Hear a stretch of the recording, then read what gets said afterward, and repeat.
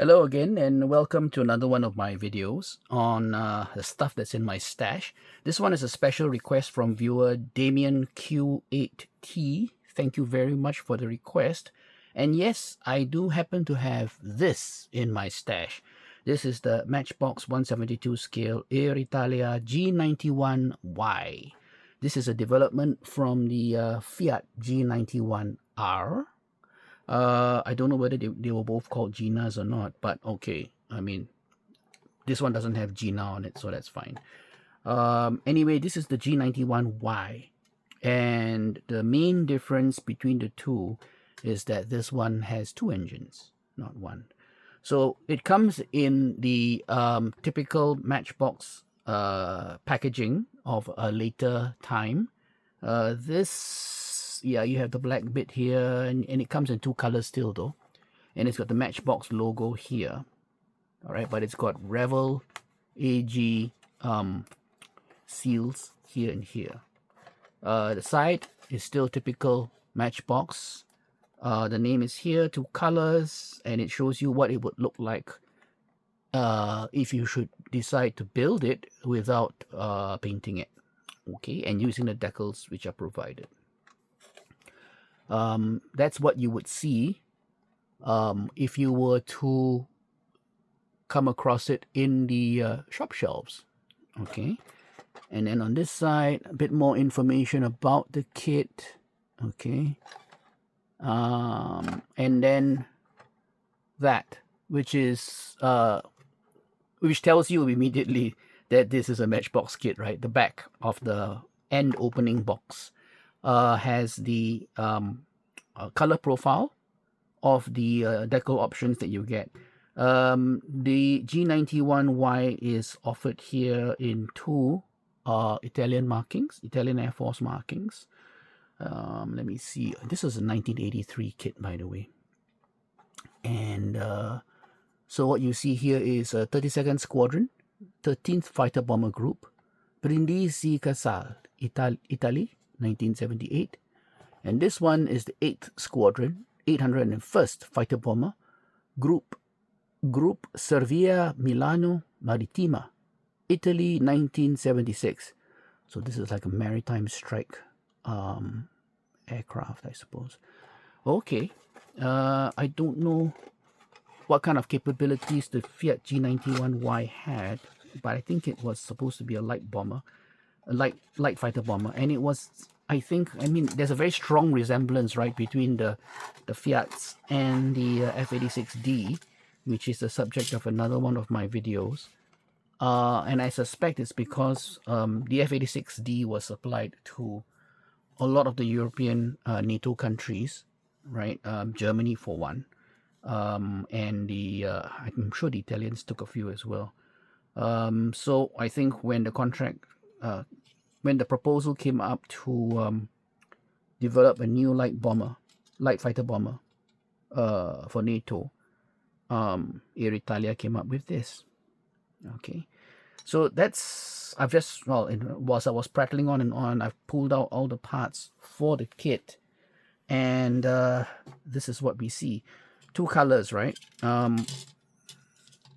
This one looks a bit like as if it's mustard yellow, although it was supposed to be light gray, but that's okay. I don't have a problem with that. So long as all the parts are on the sprue, I don't care what color it is. But it does come in two colors. At least that much is clear. Okay, so let's look at this. Maybe we should start, well, since I've got all the parts here like this, we might as well start like that. This part has already fallen off.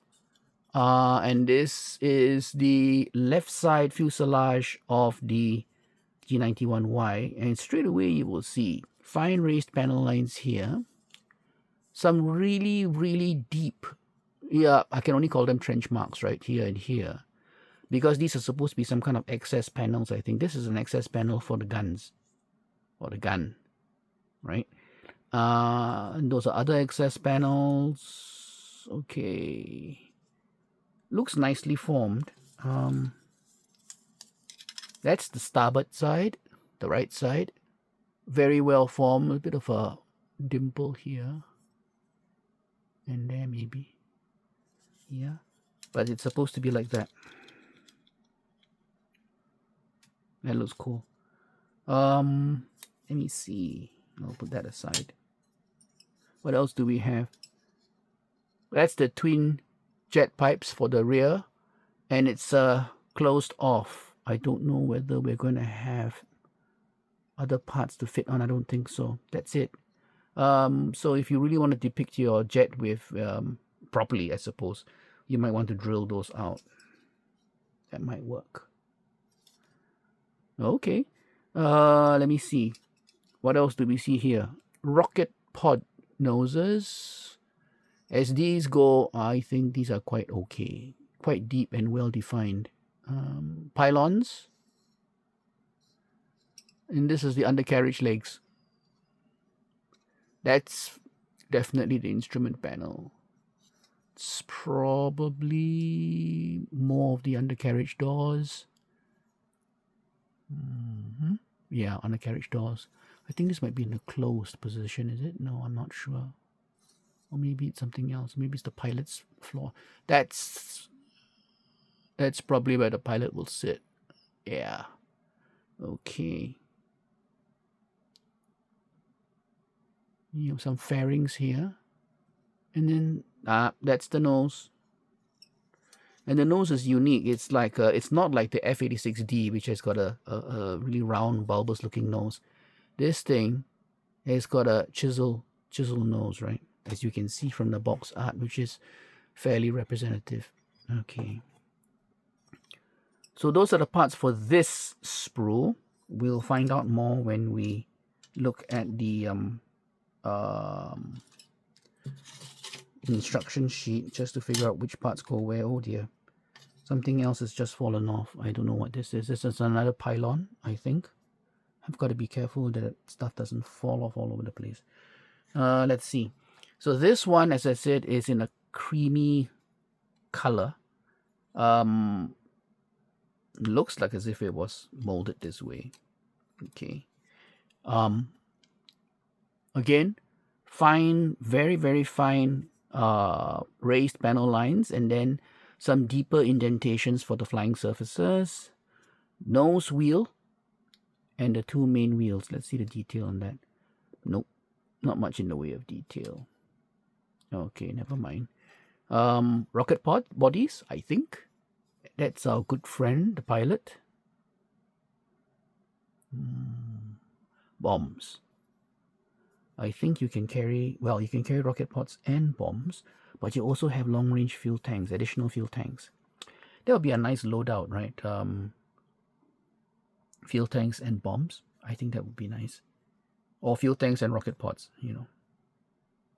This is an upper wing section. Wing fences here. A bit heavy for the wing fences. But okay. I like the bombs though. I really like the look of the bombs. And the rocket pods actually. Okay, so let's put that aside. Here. And then, okay. Oh, wait. Here's another little piece. Canopy. The hood. And the windscreen. A bit of scuffing. Probably my fault for not putting this into a plastic bag earlier. Yeah, very nicely formed, I think. Very clear. You can see my fingers and my nails through them. Very nice. And yeah, quite thin. Right? You can see that. Very nice. Okay, this one's going to get a little plastic bag for sure. Let me see. Oh, okay. I happen to have one lying around, which I'll just pop in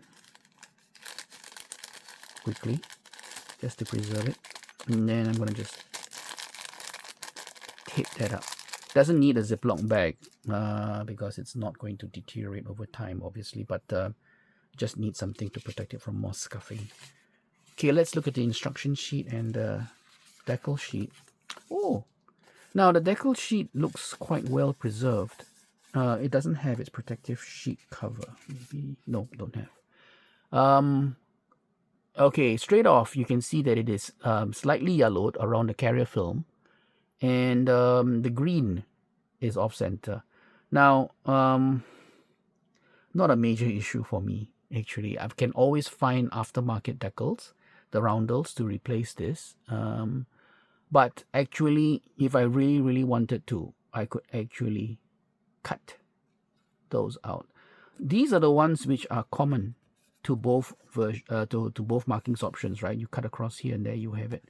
But these two are different, specific. So Matchbox has been nice about this and provided us with two alternatives. The two alternatives that's clearer now.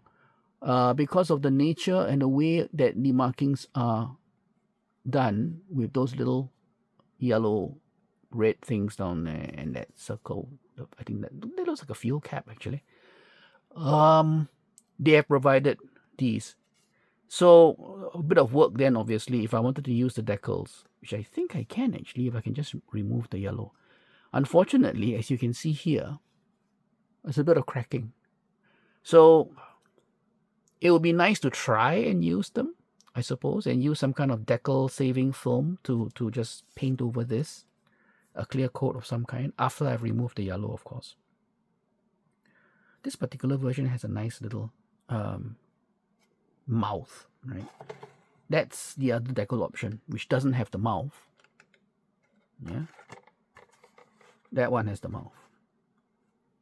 Actually, I prefer that one. That one looks nice with a little lightning bolt flash down there. That's the one with the mouth.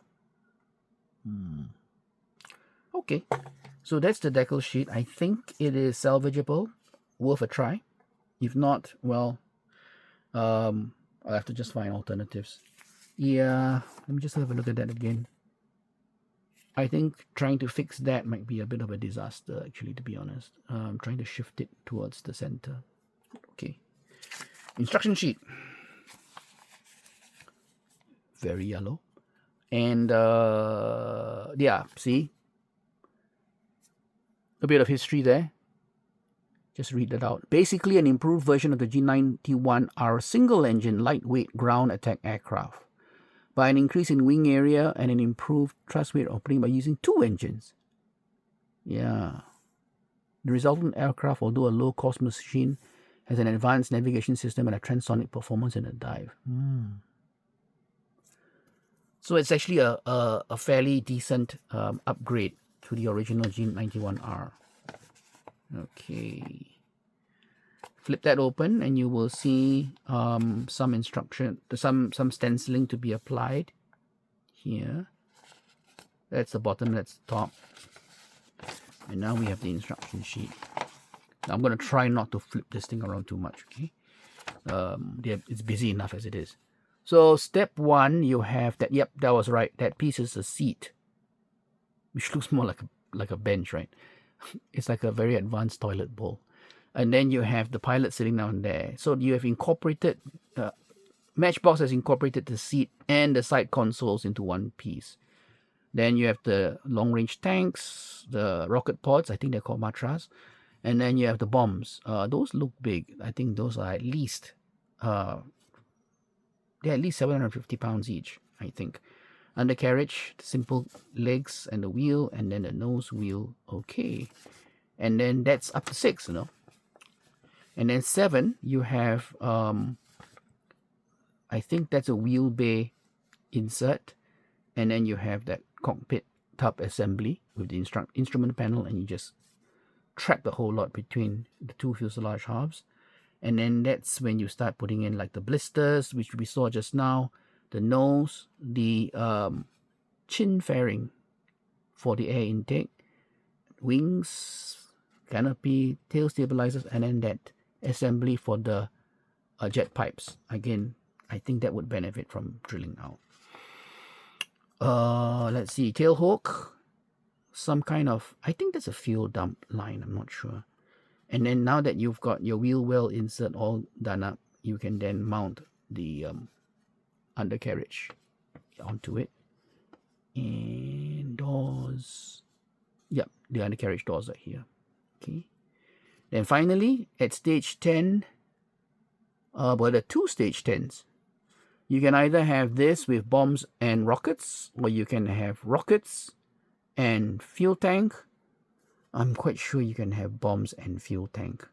I don't think that's a problem. Okay. And then you have some detailed instructions on how to paint right here. Okay, so that's the Fiat G91Y or the Aeritalia G91Y from, I think it's the Aeritalia, my bad. It's called Aeritalia on the box and it's Aeritalia in the instructions. So it's Aeritalia, even though it's a development of Fiat G91R, that's not the point. That's what it's called in the box. Okay, so that's it. A nice, short, quick video on this. Thank you to Damien Q8T for requesting this. Because he requested it, we have a chance to look at it. And yeah, it is a logical thing to talk about this when you are talking about the F-86D. Ooh, small little random part. And it's nice if you request something and I happen to have it. I'm only too happy to just provide it in a video. If I don't have it, well, or if I can't find it, which is even more frustrating, then then of course I'll have to tell you that.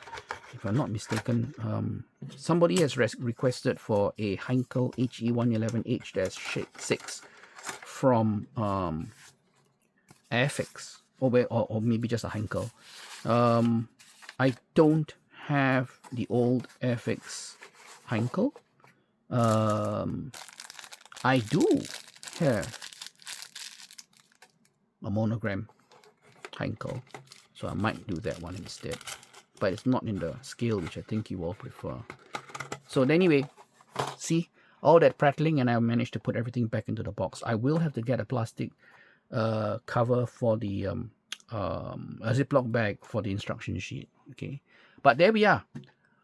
Thank you very much, Damien Q8T, for requesting this. It was a bit of fun to talk about this. Frankly, this is a very unique kit. There are not many G91Y kits out there, whether in 72 scale or 48 scale. I think there is a 48 scale one out now, which is amazingly detailed and ridiculously expensive, and I'm not going to get that. I would love to, but I don't think so. Anyway, apparently it's out of production because it's a very short run kit. So anyway, we work with what we have in front of us, and that's this one. I don't think it's an easy kit to find on the market.